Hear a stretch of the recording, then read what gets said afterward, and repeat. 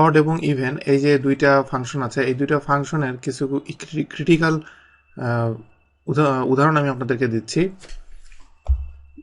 তো অড দিয়ে যেটা করা হয় অ্যাকচুয়ালি, এখানে আমি অড নাম্বার যেটা, আমি ডান দিকের এই যে নাম্বারগুলা যেগুলো দেখতে পাচ্ছেন, এগুলো অ্যাকচুয়ালি হলো আউটপুট আসবে, এবং আমি কোনগুলো দিলে কি আউটপুট আসবে সেইগুলো দেখেন। আমি রাউন্ড 1.5 দিই, 1.5 দিলে দেখেন, আচ্ছা এখানে আমাকে টেলডো অন করা, টেলডোটা অফ করে দিলাম। এখানে দেখেন অড 1.5 দিলে 3 এসছে। এটার কারণ হলো আমি যখন অড দিয়ে এটার ভিতরে যে কোনো একটা ভ্যালু দিব, সেই ভ্যালুটার নিয়ারেস্ট সামনের দিকে যাবে, সামনের দিকে নিয়ারেস্ট যে এটা নেক্সট অড যেটা আছে সেটাকে সে কাউন্ট করবে। তো যেহেতু এটা 1.5, সেহেতু এখানে সে 3 কাউন্ট করছে, কারণ ইমিডিয়েট পরেরটাই হলো 3। একইভাবে আমি যদি সেকেন্ডটাতে আমি যদি 3 দিই,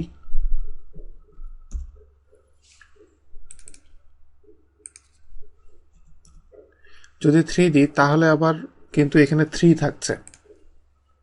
তো 3 দিলে যে 3 থাকছে, এটার কারণটা হলো যে আপনি যদি কোনো একটা অড চান, একদম নিয়ারেস্ট অড চান, সেই ক্ষেত্রে আপনি যদি এক্স্যাক্ট অড ভ্যালুটাই দেন, তাহলে সে ওই জায়গা থেকে সে নড়বে না। আর আমি যদি 11 দিই, তাহলে ওখানে 11এই থেকে যাবে, এরকম। তো অড ভ্যালুর ক্ষেত্রে আপনাকে অবশ্যই, যদি আপনি ফ্র্যাকশন ইউজ করেন আগেরটার মতো, তো সেটা সামনে ফরওয়ার্ড হবে। আপনি যদি এরকম এক্স্যাক্ট ভ্যালুই অড ইউজ করেন, তাহলে অডে কোনো চেঞ্জ হবে না। এরপরে আমি যদি অডে 2 ইউজ করি, দেখেন কি হয়। 2 ইউজ করলেও এখানে আপনার 3 দেখাচ্ছে, কারণ এর ইমিডিয়েট পরেরটা 3, যেটা অ্যাজ ইউজুয়াল যেটা হয়। কিন্তু মাইনাসের ক্ষেত্রে আবার একটু অন্যরকম, কারণ আমি মাইনাসের ক্ষেত্রে আমি যদি এখানে -1 দিই, -1 দিলে সেখানে -1এই থাকবে। এখানে ব্যাপারটা হলো যে আমি যদি এখানে ড্র করি 0 1 2 3 4 -1,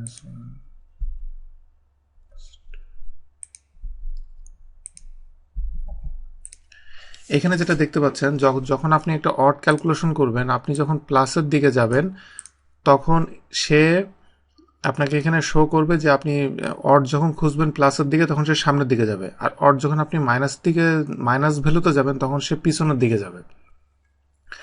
এই জন্যে আমি এখন যে ভ্যালুটা আমি দিব, এখানে দেখেন অডের জন্য এখন আমি -2 দিলে এখানে দেখেন যে -3 আসছে। তো এই যে কারণটার জন্যই এটা হচ্ছে যে আপনি মাইনাসের দিকে থাকলে সে 0 থেকে দূরে যাবে, সে কখনোই 0-র কাছে আসবে না। 0 প্লাসে থাকলে 0 থেকে দূরে যাবে, মাইনাসে থাকলেও 0 থেকে দূরে যাবে। ইভেনের ক্ষেত্রে আমি একইভাবে 1.5 যদি দিই, তাহলে এটা দেখেন যে এটা 2 হবে। এর পরেরটা আমি এখানে ভ্যালু যদি 3 দিই, তাহলে এটা খুব সিম্পল, স্ট্রেট ফরওয়ার্ড 4 হবে। তারপরেরটা আমি যদি এখানে 2 দেই, তাহলে এটা 2ই থাকবে, কারণ আমি আপনাদেরকে একটু আগেও বলেছি, আপনি যদি এক্স্যাক্ট অড দেন, তাহলে ওখানে অডটা চেঞ্জ হবে না, বা এখন ওই একই। আপনি যদি এক্স্যাক্ট ইভেন দেন, তাহলে ওটা চেঞ্জ হবে না।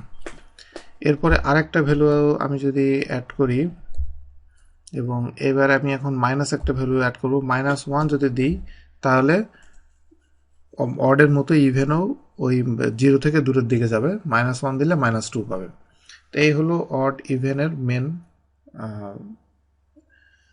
এইভাবে আপনি ইউজ করতে পারবেন।